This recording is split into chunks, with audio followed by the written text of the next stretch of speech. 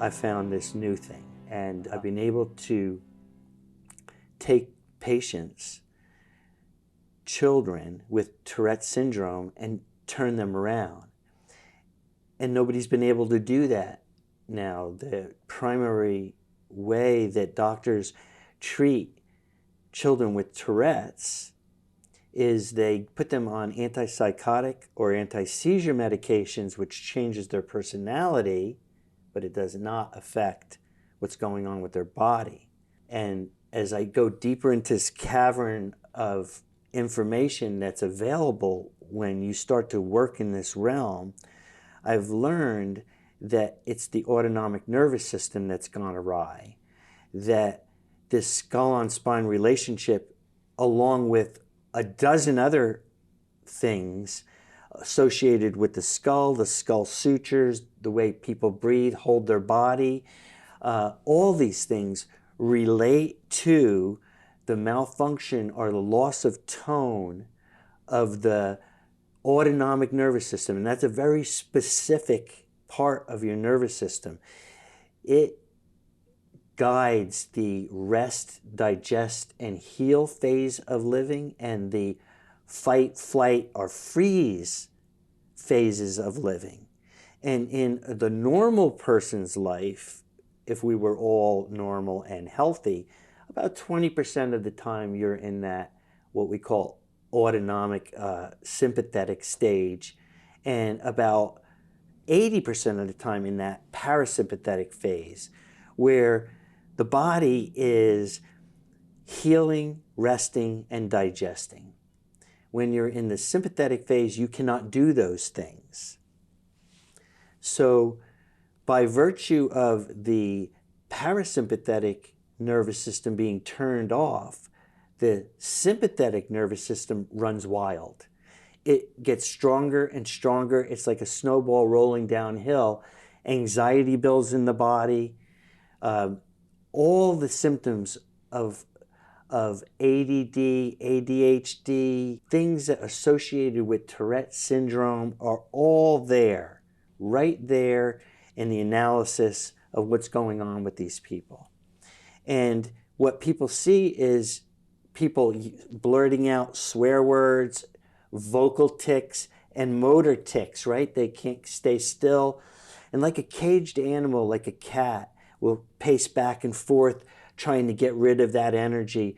A human being starts to develop energy that's causing anxiety, and if they don't know what's causing it, it will keep building until something breaks down.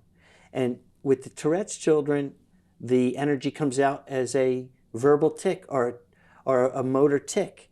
But underneath the surface, where you see the part of the iceberg that is the motor tics, and you see the part of the iceberg that is the vocal tics, underneath it is the ADD, the ADHD, the inability to initiate, the inability to have good handwriting, to be able to be social. These kids are all on the spectrum, and they have a variety of disabilities that the medical world is looking for all these different drugs and ways of modulating these symptoms, but the core problem is similar with all these people.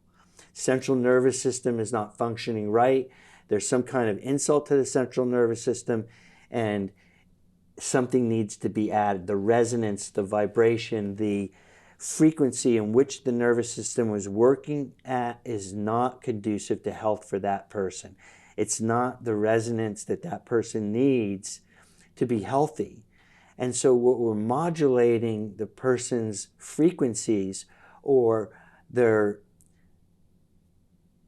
vibration by discovering what is causing that malfunction in it and delivering my energy or the doctor's energy into that person to re-regulate and to bring their nervous system back to what we would call normal. So Fran, I remember, it was probably 7, 8 years ago, again, as the OTZ journey was moving on and we were getting beyond frozen shoulder and what else might be able to wormhole into the nervous system this type of analysis may bring. you read the book, The Polyvagal Theory by Steve Porges. Yes, I did. And in that book, if I remember correctly, you wanted me to read it, and it's about that fat. And I was like, this is a textbook. I mean, this was written by a PhD in psychology, right? And he talked about how they actually developed or was able to discover a branch of the vagus nerve that went from the vagus nerve nucleus in the brainstem to the cortex, and how that started to play out in behavior. And it ties into this whole balance between sympathetic and parasympathetics, because the vagus nerve is extremely integrated into that. And what did we learn when we learned the vagus nerve? It controlled your heart rate, it controlled your respiration, it controlled digestion. But then it comes to find out that the information down is only about 20% of what the vagus nerve does. It's what it collects back that is vital to this cortex, right? I have a gut feeling this isn't right, or something in my heart says this, right? Yep. And people have been saying that for eternity, right? Since the beginning of time. I got a gut feeling. Yeah, it's been that. Trust your gut. Trust your gut, and that is your vagus nerve, right? That's your vagus nerve running your gut. And then you can get the gut health and bacteria sending information back. We want more candy. We want more sugar. If that's the thing that's growing in the gut the most, they're sending signals up top. Hey, get that candy bar. Yeah. And when the vagus nerve isn't working properly, if it's weakened, it opens up the digestive tract. You know, it keeps the digestive tract intact. Right. And so when it's not functioning, you get things like leaky gut. And so now things are pouring into your bloodstream from your digestive tract that aren't supposed to be there. They're causing a variety of other. That's a whole other thing. That's another whole thing. You got to fix those things. Right. You can't just fix the thing that created the problem in the in the parasympathetic nervous system. You have to go now and therapeutically heal the holes. Or the weakened part of the body. And so now the gut's been weakened, it's taking on things that it shouldn't take on. It has to be closed up. Right.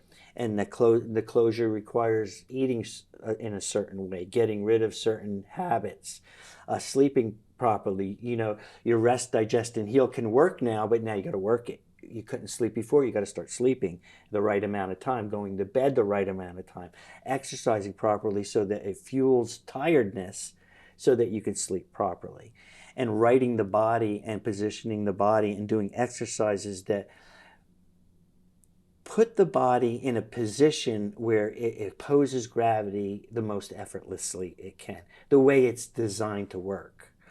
And so if you go back over time and you look at the way man was built on this hunter-gatherer type of platform, right?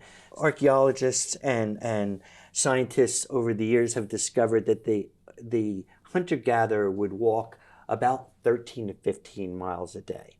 And what they were doing is they were looking for a new place where water was closer, or food was more abundant, or there was better shelter, right? So here they are crossing the plain, and it was a very good idea to be alert for prey, predators, right?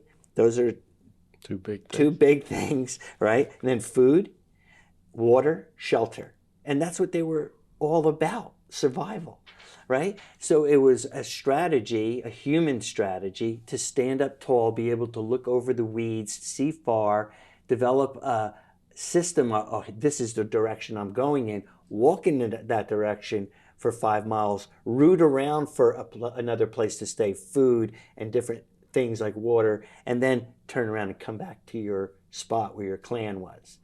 And the people would do this day after day. They go off in different directions, and this erect spine and tall posture that man developed serves us that way. Right. Now, we don't suffer from lack of food, shelter, and things like that like we did when our bodies was developed. So we don't do the activity that keeps our body erect. However, that is the position the body needs, and it needs to be worked in order to stay healthy for your brain and your body to function properly. It's a fact. I know, you see things over again and again and again and again and again, and you see the way people use their telephones and their computers, and the way they have broken down this natural way that we were supposed to oppose gravity, and it becomes a problem. It becomes a disease. Right.